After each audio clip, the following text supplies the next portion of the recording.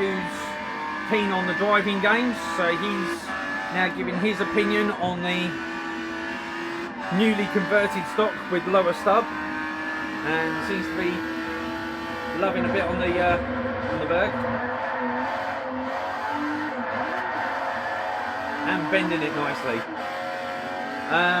So we'll wait until he crosses the line, and then he can give his opinion of how the stock is and whether there's anything that he'd like to change about that.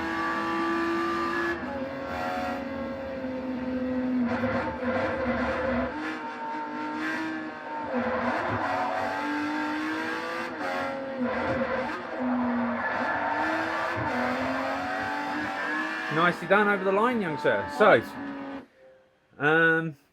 okay, what's your opinion on it? And well, overall opinion is I can't see why something like this hasn't been done already.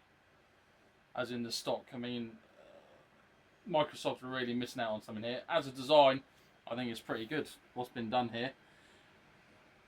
Like I say, it cancels out the overcorrection to a certain extent, unless you're doing it yourself. But then that's the way you drive.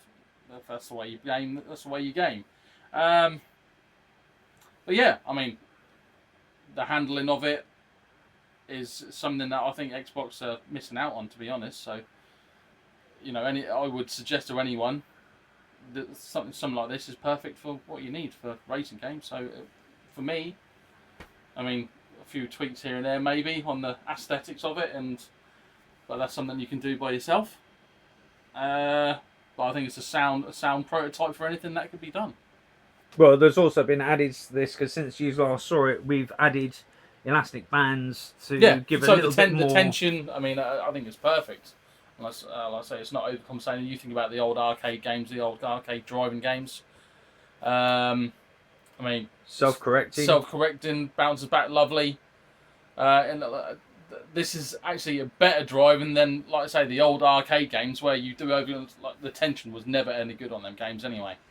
But I think it's sound. It really is. So it's a thumbs up from me anyway. Okay, so out of 10, what would you give it? At its present moment in time, I reckon it's a solid 7 anyway. Excellent. So okay. I hope that helps.